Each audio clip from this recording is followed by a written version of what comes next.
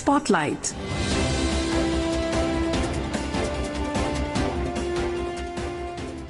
This is Akashvani. In the program Spotlight, now we bring you a discussion on PM's 79th Independence Day address, Roadmap for a Strong and Inclusive Economy. The participants are Shishir Sinha, Economic Analyst, and Sarabjeet Kaur, Anchor. Good evening, listeners. Just 2 days ago, we celebrated the country's 79th Independence Day, that is on 15th of August. On this commemorative day, Prime Minister Narendra Modi addressed the nation from the ramparts of the Red Fort. The address by the Honourable Prime Minister was a decisive address charting a bold roadmap for a Viksit Bharat by 2047. Prime Minister's address focused on a variety of things like self-reliance, innovation, citizen empowerment, highlighting India's journey from a nation dependent on others to a globally confident, technologically advanced and economically resilient country. To give us a better understanding of these concepts, we are fortunate enough today to be joined in the studios by Mr. Shishir Sinha, Economic Analyst. Mr. Sinha, welcome to the studios of Akashvani. Thank you. Mr. Sinha, before we take this discussion further, let's hear the Honourable Prime Minister on a variety of things that he said. To begin with, let's hear the Prime Minister on the GST reforms. पिछले 8 साल से हमने GST का बहुत बड़ा reform किया और समय की मांग है कि हम एक बार उसको रिव्यू करें। हमने एक हाई पावर कमेटी को बिठा करके रिव्यू शुरू किया, राज्यों से भी विचार विमर्श किया। हम नेक्स्ट जनरेशन जीएसटी रिफॉर्म्स लेकर के आ रहे हैं। ये दिवाली के अंदर आपके लिए तोहफा बन जाएंगे। सामान्य मानवीय की जरूरतों के टैक्स भारी मात्रा में कम कर दिए जाएंगे। Mr. Sinha, the Prime Minister spoke about the proposed GST reforms. Now, I have two questions on this. The first one being that how do they aim to reduce the tax burden, especially on the middle class? And how will these reforms contribute to ease of doing business in India? Let me take you back to 2017 May when GST rates were finalized, and at that time around more than 1200 goods and services which are in the positive list, they were put under GST and rates were decided. And basically there are 4 basic rates, 5, 12, 18 and 28, and there are 3 special rates which is for diamond, for gold, for silver, which is 0, 0.25 and 3%. And then we have compensation cess basically on some of the goods like automobile and tobacco, where the cess is levied over and above 28% of GST. This is the present structure of GST, which was decided way back in 2017 May, just before the introduction of GST. After that, there were 2 or 3 rounds of big changes in the GST rates, but the number of rates were not reduced. There was a complaint that when the revenue is going up, the time has come to go for a massive restructuring. And now the centre has submitted a proposal to group of ministers saying that there should be just 2 rates. That is 5% and 18%. That means all the goods which are in say 12%, goods like say ghee, butter, jam, jelly, they are under the 12% bracket. Now they will be part of the 5% bracket. 5% is mainly for the essential items and the goods which are required for our day-to-day life. This will be one category. The second category will be 18%. 18% is basically for those goods which are required for fulfilling the aspiration of neo middle class as well as the middle class, like small cars or medium sized cars, some of the electronic items like say air conditioner or big television sets. These are the aspirational goods. So you can live without them, but you need to fulfill your aspiration by buying these things. So those goods will be under 18% slab. Then there will be a special category of 40%. 40, and that is basically for 5 to 7 goods. In economics, we use the term sin goods. Like for tobacco, we use the word sin goods. So I'm not going to use the word sin goods. I will use the word demerit goods. So for demerit goods, those 7 demerit goods like cigarette, pan masala, gutka, high-end luxury cars, and aerated beverage, these are likely to be placed under 40%. So this is the structure which the centre has proposed to the group of ministers. When the group of ministers will finalize, and then it will give the recommendation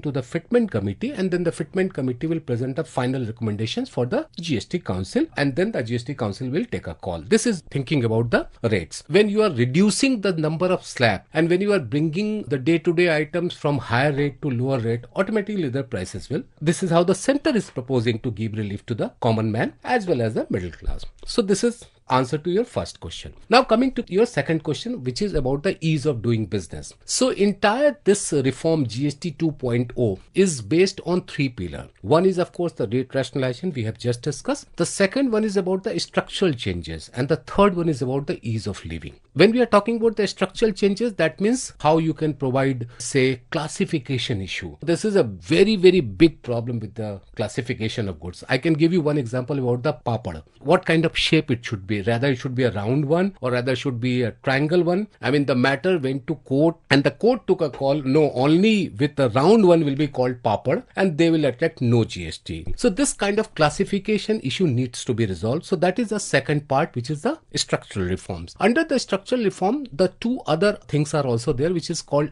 return as well as the refund. So filing return, how to make it easy for you. Getting the refund, especially for the exporter, how to make easy for it. These are part of the structural reform. Now coming to the ease of living.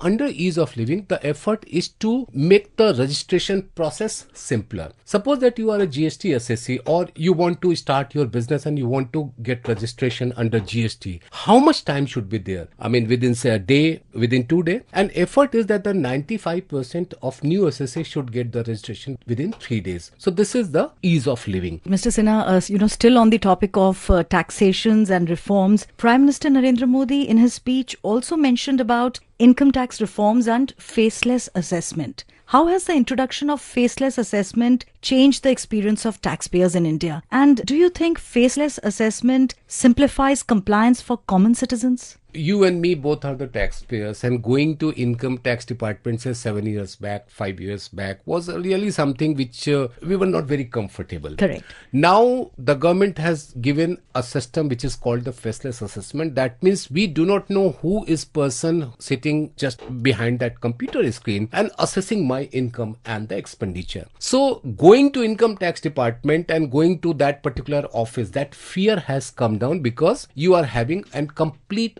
online system, which is a complete transparent system, and even the income tax officer is not knowing that which assessee before me or which assessee for him or her I am going through the assessment process. So faceless assessment has really made a good change, and it has also improved the compliance. Just see the people who are filing income tax return. Sometimes back it was used to be 1.5 crore, 2 crore. Now we are talking about 10 crore people are filing income tax return. Of course, if you consider the population of our country, which is now we are talking about 150 crore people, out of 150 crore, if just 10 crore people are filing income tax return, that number may be small. But coming from 1.5 crore to 10 crore is something which we have to keep in mind, and that is one region which has boosted this is the faceless assessment. And also the tax collection has also gone up. Both houses of parliament have approved a bill which is called income tax bill, and that is going to be in effect from April 1, 2026. And that bill will replace a legislation which is more than 6 decades old. Addressing the nation, the Prime Minister also deliberated upon a task force for economic reforms. Let's hear what the Prime Minister said on this. Next generation reforms के लिए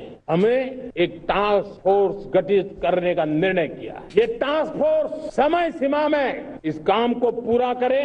वर्तमान नियम, कानून, नीतियां, रीतियां वैश्विक वातावरण में अनुकूल और भारत को 2047 में विकसित राष्ट्र बनाने के संदर्भ में नए सिरे से तैयार हो। Mr. Sinha, as is, always said, any reform is fruitful when implemented in a time-bound manner. So what's the role and dimension of this task force which the Prime Minister mentioned? I would like to add 2-3 lines to what you said, that it is fruitful when it is implemented in a very effective manner. So policy cannot be made just by a small group of people. You need more and more ideas so that it is more inclusive and more substantive one.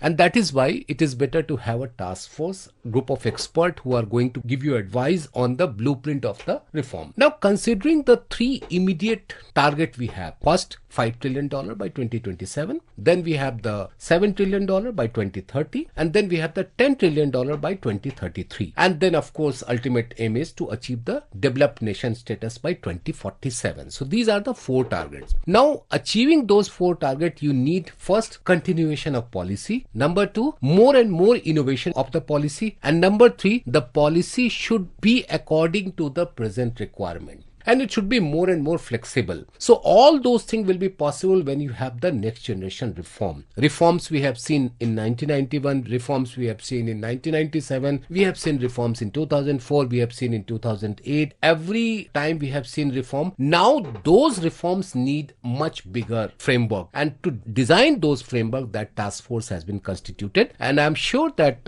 within a year or so we will see some good recommendation from the task force. Well, along with other factors, youth is a very important pillar in the growth of any economy. And Prime Minister spoke about the PM Viksit Bharat Rozgar Yojana in his Independence Day speech. Let's hear what the Prime Minister had to say. प्रधानमंत्री विकसित भारत रोजगार योजना आज ही 15 अगस्त को लागू हो रही है। इस योजना के तहत निजी क्षेत्र में पहली नौकरी पाने वाले नौजवान को बेटी को 15,000 रुपया सरकार की तरफ से दिए जाएंगे। कंपनियों को भी नए रोजगार देने के अवसर जो भी ज्यादा जुटाएगा उनको भी प्रोत्साहन राशि दी जाएगी।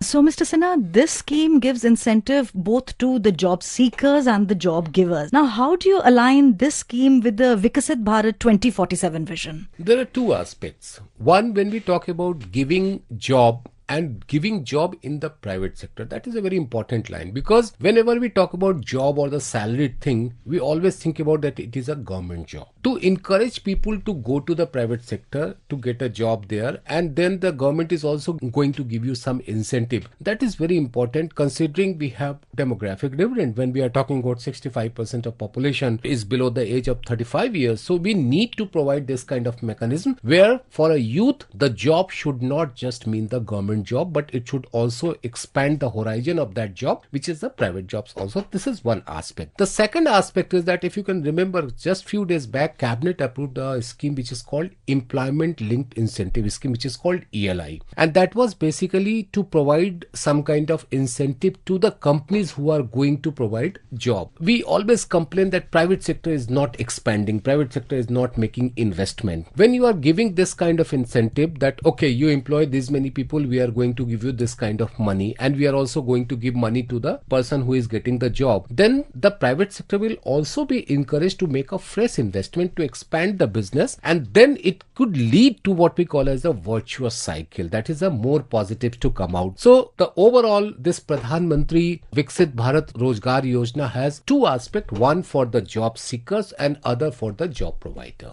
Touching upon a variety of horizons, the Prime Minister also spoke about self-reliance of the country in critical minerals. Let's hear what the Prime Minister had to say on this.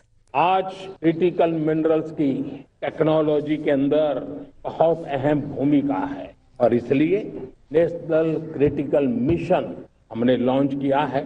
1200 से अधिक स्थानों पर खोज का अभियान चल रहा है, और हम क्रिटिकल मिनरल में भी आत्मनिर्भर बनने की दिशा में आगे बढ़ रहे हैं। Mr. Sinha, in your expert view, how is this self-reliance in critical minerals contribute to the growth of the country? We need to increase the share of manufacturing in gross domestic product, and to expand that manufacturing thing, you need a good amount of critical mineral. One example I would give here, that is which is called as a rare earth magnet, which is very critical for, say, industry like automobile, which contributes almost 40% in our overall tax collection. So to provide a boost to automobile industry, you need rare earth. We are totally dependent upon China and some other countries for the rare earth. Now, when China says that we are going to put some condition on that, that is going to impact our industry. So keeping these things in mind, we need to boost rare earth as well as other critical mineral also. And this will also help to give a kind of what we call as a diversification in the product of goods which we are exporting. At the same time, it is going to help the manufacturing sector. Prime Minister Narendra Modi in the Independence Day speech touched upon many contours of Viksit Bharat 2047, emphasizing India's growth on self-reliance, innovation and citizen empowerment. Mr. Shishir Sinha, thank you very much for sparing your valuable time to delve on this topic. Thank you very much. You were listening to a discussion on PM's 79th Independence Day address, Roadmap for a Strong and Inclusive Economy. The participants were Shishir Sinha, Economic Analyst, and Sarabjeet Kaur, Anchor. This program was produced and presented by the News Services Division of Akashvani. You can listen to it on our mobile app, News on AIR. This program is also available on our YouTube channel, News on AIR Official. Spotlight.